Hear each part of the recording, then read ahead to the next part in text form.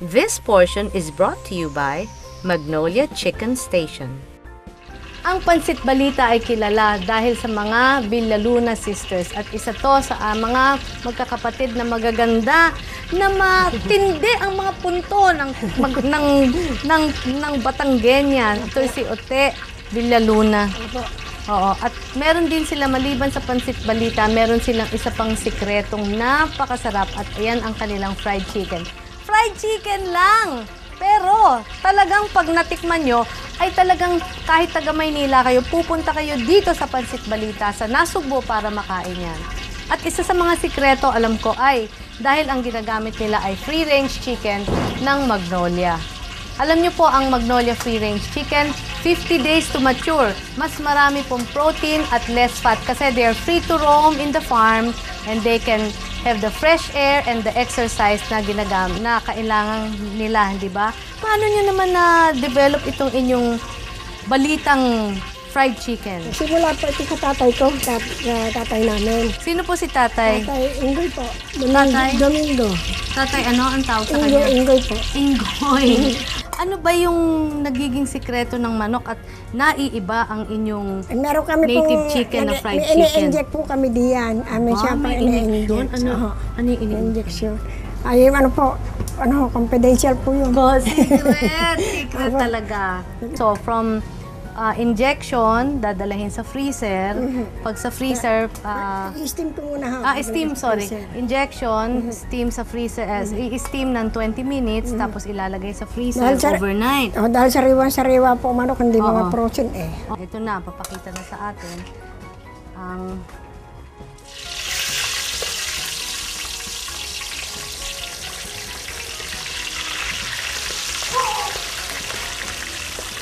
parang crispy pata. Ano naman yung mantikang ginagamit natin? Yung sa Kamisan ho, sa baboy na rin po. Mantikang baboy. Kamisan po naman, bumibili po ako nung tsaka may ginagawang baboy. Mantikang baboy naman pala, kaya naman pala yun din ang isa sa mga sikreto. Yan ang isa sa mga pero kailangan lang ako malinis yung mantika niya. So marami na tayong nakuhang technique. Isa ay kailangan malinis ang mantika. Pangalawa, mantikang baboy. Hinahaluan nyo na mantikang baboy? Oo, hinahaluan ako kuminsan. Dahil kuminsan Tapos para malutong ang manok, manggagaling muna sa freezer. Kaya habang malamig pa ng konti, pwede nang iprito. Ayun. Basta siguraduhin nyo, gaano kainit ang mantika. Kailangan mainit na Oo, mainit. Kailangan mainit na mainit ang mantika. At mga ilang minuto natin piniprito to. Ayun na, mga 10 minutes lang ho. Okay. Pag mapula na ho. Ang mahalaga sa mainit na mantika ay kapag hinango nyo, hindi nakadikit yung mantika kasi mainit siya. Naiiwan siya, hindi siya dumidikit sa karne. Yun na, tignan nyo, naging golden na agad yung ating chicken. Wala kayong pinapahid, walang ano. Wala na po. So talagang, ang pinaka-importante ay yung quality ng chicken, sabi niya, sariwa, meaning fresh chicken. At yun ang sagot sa atin ng Magnolia free-range fresh chicken na premium quality. Kakainin na natin yan. Wow! Kailangan binyagan na natin itong napakasarap na fried chicken na dito lang sa Nasugbo makikita. At tatawagin nating fried chicken na balitang balita.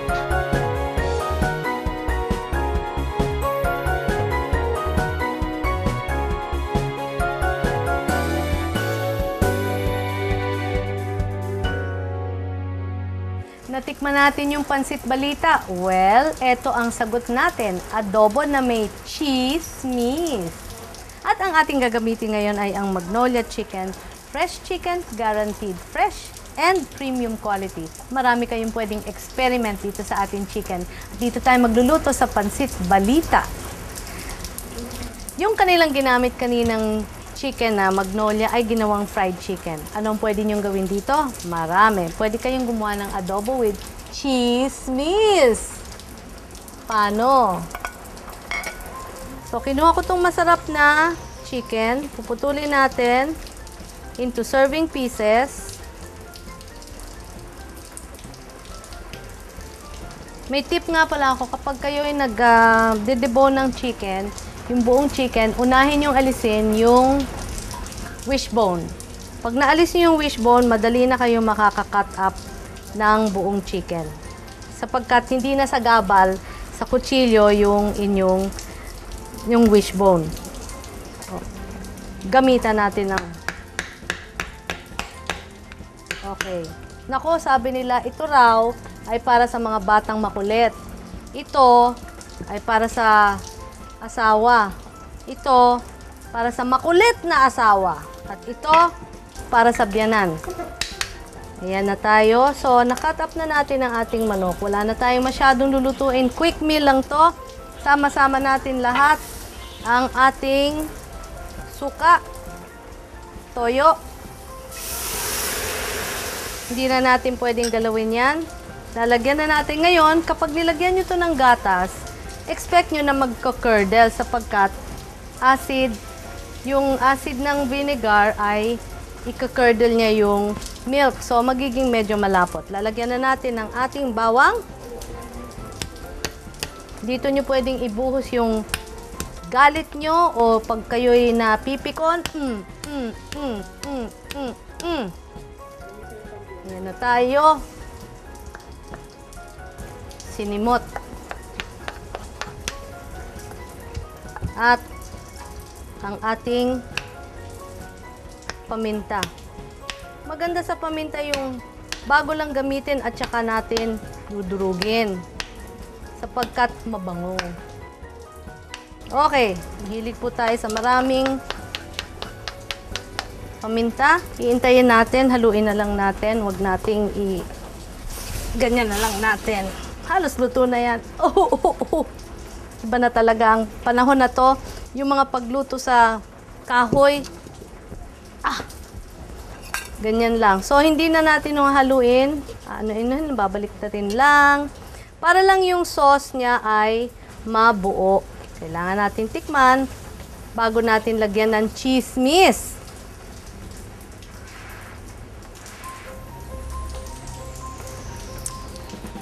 Okay? Tama na. Gusto ko ngayon dagdagan ng konting tubig. Iba na talaga ang nagluluto dito sa probinsya. Ang ating tubig ay galing sa artesian well, kaya very alkaline at healthy. So, pabayaan natin ma-absorb yung sauce ng ating cooked chicken. And last but not least, yung ating chismis.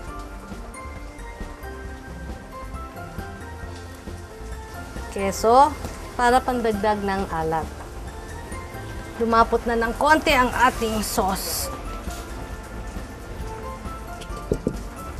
Siyempre, ang cheese kasi may alat, so kailangan tikman natin ulit. Okay?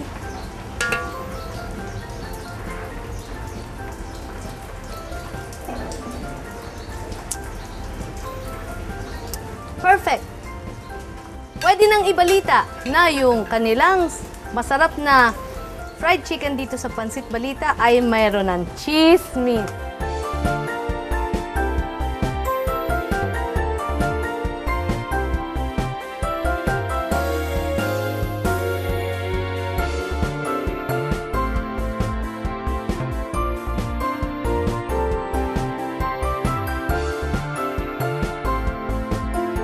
Alam nyo, pag nag-aadobo tayo, hindi natin alam minsan kung ano yung asim ng suka kasi iba-iba sa bawat baryo o barangay.